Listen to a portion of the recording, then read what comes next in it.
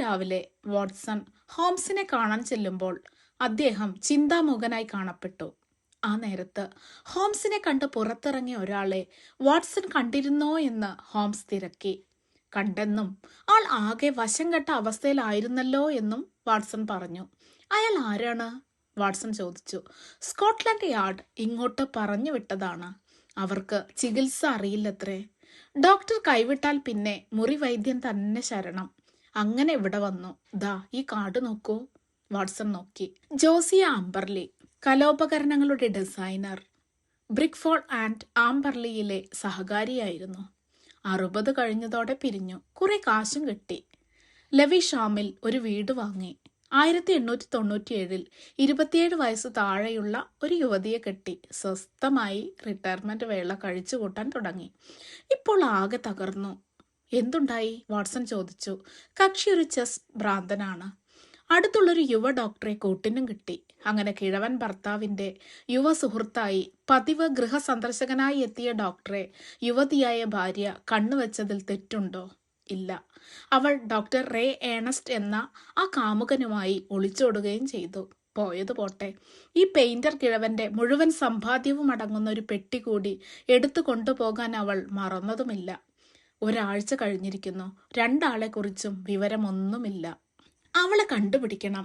ആംബർലിയുടെ പ്രശ്നം അതാണ്. എങ്ങനെ പരിഹരിക്കാൻ? പാർത്തിയാർസിസ് കേസിന്റെ കാര്യത്തിനിടയിലാണ് ഈ കിഴവൻ പെയിന്ററുടെ വരവ്. പകരം ഞാൻ ഒരാളെ വിടാമെന്ന് പറഞ്ഞു. ഞാൻ പോകാം, വാട്സൺ പറഞ്ഞു. എങ്ങനെ വേണമെന്ന് അറിയില്ല. വാട്സൺ പോയി മടങ്ങി വന്നു. സമയം ഒരുപാട് വൈകിയിരുന്നു. ഹോംസ് മയക്കത്തിനിടയിലും വാട്സന്റെ വിവരണം ശ്രദ്ധിച്ചു. ആ വീടിന്റെ പേര് ഹാവൻ. സ്ഥലമാണെങ്കിൽ തീരെ അനാകർഷകം.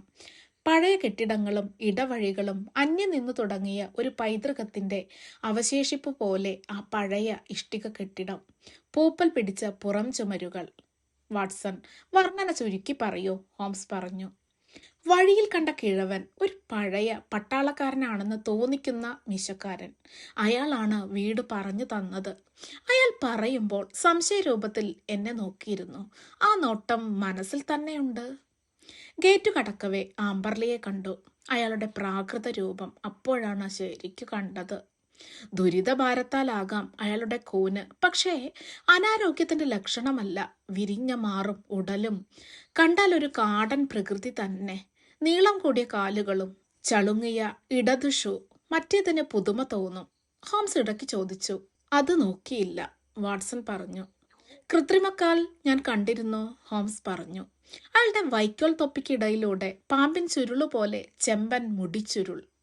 അയാൾ എനിക്കൊപ്പം ആ വൃത്തിഹീനമായ സ്ഥലത്ത് നടന്ന് തന്റെ കഥ വിവരിക്കുമ്പോൾ ഞാൻ അവിടമാകെ നോക്കി. ഇത്രയും വൃത്തിഹീനമായ സ്ഥലത്ത് വെറുപ്പ് തോന്നിക്കുന്ന ഒരു വീട്ടിൽ ഒരു സ്ത്രീ എങ്ങനെ കഴിഞ്ഞുകൂടും? ഈ കിഴവൻ പെയിന്റർക്കും അക്കാര്യം ബോധ്യപ്പെടാവുന്നതേയുള്ളൂ. പക്ഷെ വീട് ചന്തം വരുത്താൻ അയാൾ ശ്രമിക്കുന്നു എന്നതിന് സൂചന കണ്ടു.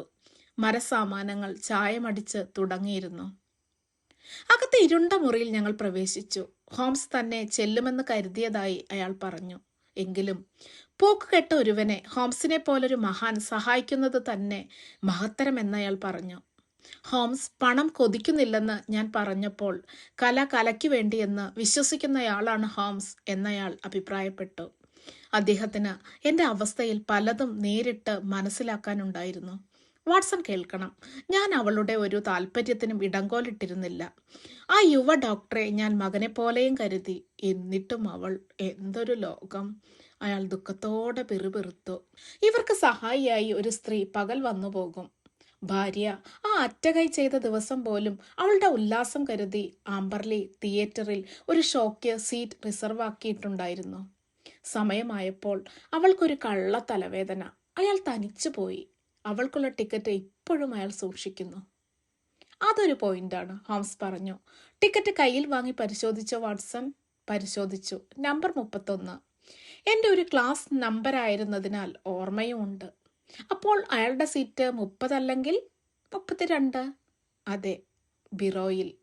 പിന്നെ അയാളുടെ സ്വകാര്യ മുറി വളരെ ഭദ്രമാക്കിയിരുന്നു. ഇരുമ്പ് വാതിലും ജനലുമാണ്. പക്ഷെ ഡ്യൂപ്ലിക്കേറ്റ് താക്കോൽ ഉപയോഗിച്ച് ആ സ്ത്രീ കവർന്ന് കടത്തിയത് 7000 പവന്റെ വകയും സെക്യൂരിറ്റിയും. പക്ഷേ സെക്യൂരിറ്റിയുടെ വിവരങ്ങൾ പോലീസിന് അറിയാവുന്നതിനാൽ അവൾക്ക് വിൽക്കാനാവില്ലത്രേ. അയാൾ വന്നപ്പോൾ ആ മുറി ശൂന്യം. പോലീസിനെ അറിയിച്ചു. ഹോംസ് ഒരു നിമിഷത്തെ ചിന്തയിൽ നിന്നുണർന്നു ചോദിച്ചു, അയാൾ എവിടെയാണ് ചായമടിച്ചത്? ചെന്നു കയറുന്നിടത്ത് ചായമടിച്ചു തുടങ്ങിയിരുന്നു. ഈ പറഞ്ഞ മുറിയിൽ പണി നേരത്തെ തീർത്തു. ഈ നേരത്തെ എന്തിനാണ് ആ ചായമടി? മനസ്സിന് ഒരു സന്തോഷം കിട്ടാനാണത്രേ. ആ വട്ടൻ അതും പറഞ്ഞ് അവളുടെ ഫോട്ടോ കയ്യിലെടുത്ത് കീറിയെറിഞ്ഞു. പിന്നെ ഞാൻ മടക്കയാത്രയ്ക്കുള്ള വണ്ടി കയറവേ അടുത്ത കമ്പാർട്ട്മെന്റിൽ കയറിയ വ്യക്തിയെ ശ്രദ്ധിച്ചു. അയാളാണ് ചെന്നിറങ്ങി വീട് അന്വേഷിക്കവേ ആ പെയിന്ററുടെ വീട് ചൂണ്ടിത്തന്നത്. അയാളുടെ ഭാവം ഞാൻ സൂചിപ്പിച്ചിരുന്നല്ലോ. അയാൾ എന്നെ പിന്തുടരുന്നുണ്ട്. കറുത്ത പൊക്കമുള്ള മീശക്കാരനെങ്കിൽ സൺഗ്ലാസും കാണും. അത് ഞാൻ വിട്ടുപോയിട്ടും താങ്കൾ കൂട്ടിച്ചേർത്തത് അത്ഭുതം. ഒരു മസോണിക് ടൈപ്പ് പിന്നും. അത് വിടാം, ഹോംസ് പറഞ്ഞു. കേസിന് വഴിത്തിരിവ് കാണുന്നു. വാട്സൺ ആയതിനാൽ ഇത്രയും ഭംഗിയാക്കി. വിട്ടുകളഞ്ഞ ചില കാര്യങ്ങളുണ്ട്. ഈ ദമ്പതിമാരെ പറ്റി ചുറ്റുവട്ടത്തെ വർത്തമാനം അറിയണമായിരുന്നു. പിന്നെ ആ കാമുകൻ ഡോക്ടറെ കുറിച്ചും. പക്ഷെ ഞാൻ കുറെ ചെയ്തിട്ടുണ്ട്. ഇവിടെ ഇരുന്നു കൊണ്ട് തന്നെ. ഈ പെയിന്റർ പരമനക്കിയും കടുപ്പക്കാരനും ക്രൂരനും എന്നാണ് അറിവ്. പണം സൂക്ഷിച്ചിരുന്നതും ശരി. ഡോക്ടറും ചെസ് കളിയും ആ സ്ത്രീയുമായുള്ള അടുപ്പവും എല്ലാം ശരി. പക്ഷേ എന്താണ്? അതവിടെ നിൽക്കട്ടെ.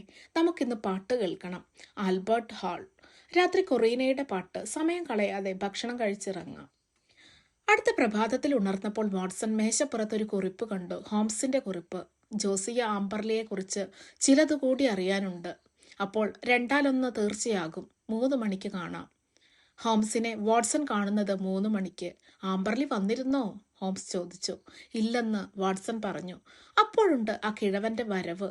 തിടുക്കപ്പെട്ട് കയറി വന്നു. വന്ന പാടെ ഒരു കമ്പി ഹോംസിന് നീട്ടി. അതിലിങ്ങനെ, മടിക്കാതെ പുറപ്പെടോ, അറിയേണ്ടതിനെക്കുറിച്ച് വിവരം തരാം.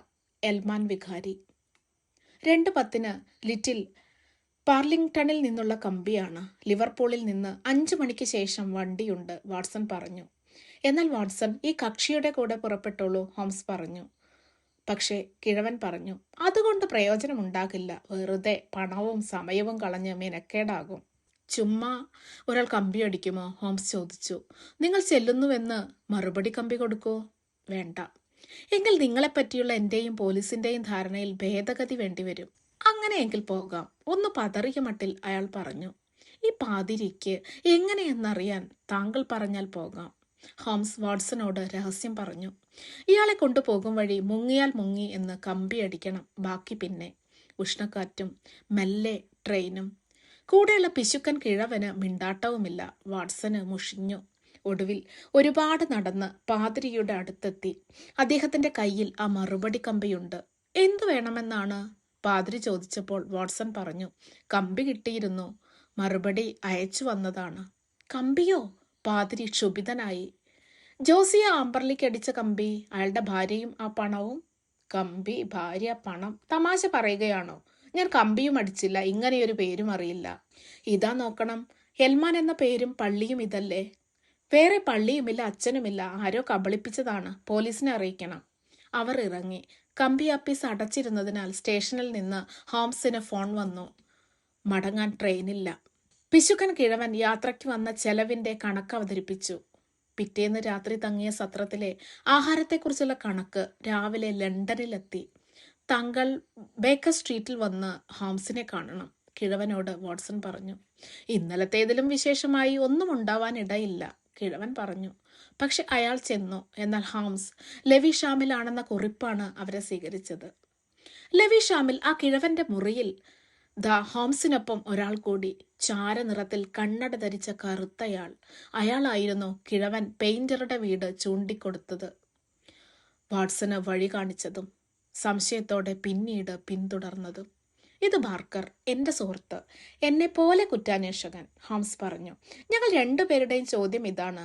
ആംബർലി പറയണം, അവരെ 2 ആളെ എവിടെ കുഴിച്ചിട്ടു? ആംബർലിയുടെ ഭാവം ഒരു ചെകുത്താന്റെ മട്ടിലായി. അയാൾ കൈവീശി എന്തോ ആക്രോശിച്ച ശേഷം ചുമയ്ക്കുകയും കൈ ചുണ്ടോടടുപ്പിക്കുകയും ചെയ്തു. ഉടനെ ഹോംസ് അയാളുടെ കഴുത്തിൽ പിടിമുറുക്കിയതും വായ് തുറന്ന് ഒരു ഗുളിക താഴെ വീണു. അറ്റ കൈക്ക് കരുതിയിരുന്ന ഗുളിക. ആംബർലി വഴിയെ വന്നു തന്നെ തീരണം. അങ്ങനെ വേണ്ടേ ബാർക്കർ? ബാർക്കറും ഹോംസും വാട്സനെ അവിടെയാക്കിയ ശേഷം കൈമിടുക്ക് കാട്ടിയെങ്കിലും ആ കിഴവനെ തൂക്കിയെടുത്ത് വണ്ടിയിലാക്കി പോലീസ് സ്റ്റേഷനിൽ എത്തിച്ചു. ബാർക്കറെ അവിടെ നിർത്തി. ഹോംസ് മടങ്ങി വന്നപ്പോൾ ഹോംസിനൊപ്പം ഇൻസ്പെക്ടറും. മുൻ പരിചയമുള്ള ഒരാളെ പോലെ ഹോംസ് അവരെ ആ വീടിന്റെ ഇടനാഴിയിലൂടെ നടത്തി. ഉറച്ച ചുമരുള്ള ആ മുറിക്ക് മുന്നിലെത്തി. പെയിന്റിന്റെ വാട, ഇൻസ്പെക്ടർ പറഞ്ഞു. ആ വാട വാട്സനും അനുഭവപ്പെട്ടിരുന്നു.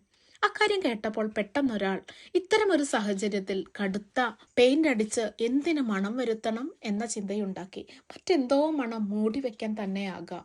ഹേമാർക്കറ്റ് തിയേറ്ററിലെ ചാർട്ടിൽ B31, B32 സീറ്റുകൾ ഒഴിഞ്ഞാണ് കിടന്നിരുന്നതെന്നറിഞ്ഞു. അപ്പോൾ ആംബർലി അവിടെ ചെന്നില്ല. ഭാര്യയ്ക്ക് വേണ്ടി വാങ്ങിയ ടിക്കറ്റ് അയാൾ വാട്സനെ കാണിച്ചിരുന്നു. കാണിച്ചത് അബദ്ധമാകുമെന്നും അറിഞ്ഞില്ല. വീട് പരിശോധിക്കാൻ ഞാൻ നിശ്ചയിച്ചു. അയാളെ വീട്ടിൽ നിന്ന് അകറ്റിയാലേ വീട് പരിശോധന നടക്കൂ. അതിനുവേണ്ടിയായിരുന്നു ആ പാതിരിയുടെ വ്യാജ കമ്പി. കിഴവൻ പെയിന്റർക്ക് പോകാതിരിക്കാൻ വയ്യാതായി. ചുമ്മാ ഒരു വികാരിയച്ഛന്റെ മേൽവിലാസം ഞാൻ കണ്ടുപിടിച്ചെടുത്തതായിരുന്നു. വാട്സിനൊപ്പം പോയ പിശുക്കൻ കിഴവന് അന്ന് മടങ്ങാൻ കഴിയരുതെന്ന് ഉറപ്പാക്കി. അപാരം, ഇൻസ്പെക്ടർ പറഞ്ഞു. പിന്നെ ഞാനൊരു തടസ്സവുമില്ലാതെ പരിശോധിച്ചു. താഴെ തറനിരപ്പിലൂടെ ആ ഗ്യാസ് പൈപ്പ്, ആ ഭിത്തിയുടെ കോണിൽ അതിനൊരു ടാപ്പ്. അത് തുറന്നാൽ മുറിക്കുള്ളിൽ ഗ്യാസ് കടത്തിവിടാം. അയാൾ അവളെയും അയാളെയും തന്ത്രത്തിൽ മുറിയിലാക്കി അടച്ച ഗ്യാസ് തുറന്നു വിട്ടു. പെയിന്റ് അടി തലേന്നേ നടത്തി തുടങ്ങിയിരുന്നു. ഗ്യാസിന്റെ മണം പുറത്തു വരാതെ പെയിന്റിന്റെ മണം. ഈയിടെ മാത്രം പൈപ്പ് കണക്ഷൻ കിട്ടിയ ഈ വീട്ടിനടുത്ത് എവിടെയോ ഒരു കിണറുണ്ട്. മൃതദേഹങ്ങൾ അതിനുള്ളിലാവാം. പരിശോധനയ്ക്കിടയിൽ അടുക്കള ജനലിലൂടെ ഞാൻ പുറത്തിറങ്ങാനൊരുങ്ങവേ ആരോ ഉടുപ്പിൽ പിടിച്ചു. ഒപ്പം ഒരു തെറിയും. പരസ്പരം കണ്ടു. നിറമുള്ള കണ്ണടയുമായി ബാർക്കർ. രണ്ടുപേരും ചിരിച്ചുപോയി. ബാർക്കറെ വിട്ടത് ആ ഡോക്ടറുടെ ബന്ധുക്കൾ. പിന്നെ ഞങ്ങൾ ഒരുമിച്ചായി അന്വേഷണം. അയാളെ വിട്ട് ഞങ്ങളെ കൂട്ടിന് വിളിക്കാമായിരുന്നില്ലേ? ഇൻസ്പെക്ടർ ചോദിച്ചു. മൃതദേഹങ്ങൾ കണ്ടെത്തേണ്ട കാര്യമല്ലേയുള്ളൂ. അതിരിക്കട്ടെ, ഇത്തരമൊരു ആസന്ന മരണമുഹൂർത്തത്തിൽപ്പെട്ടാൽ താങ്കളാണെങ്കിൽ എന്തു പ്രവർത്തിക്കും? ഹോംസ് ചോദിച്ചു. ഒരു കുറിപ്പെഴുതി വെക്കും. ദാ കണ്ടില്ലേ, തറനിരപ്പിനു മുകളിൽ ഇൻസെലിബിൾ പെൻസിൽ കൊണ്ട് കുറിച്ചിരിക്കുന്നത് കണ്ടോ? ഞങ്ങൾ പൂർത്തിയാകും മുമ്പേ മരണം നടന്നു. ഞങ്ങൾ കൊല ചെയ്യപ്പെട്ടു എന്നാണ് അതിന്റെ തുടക്കം. മോഷണമൊന്നും നടന്നിട്ടില്ല. അവളും അവനും എങ്ങോ ഒളിച്ചോടി എന്ന വാർത്ത. ആളുകൾ വിശ്വാസത്തിൽ എടുത്തുവെന്നുറപ്പായാൽ കളവ് മുതൽ അയാൾ പുറത്തെടുക്കും. അവർ തന്നെ മടക്കി അയച്ചു കൊടുത്തെന്ന് ആളുകളോട് പറയും.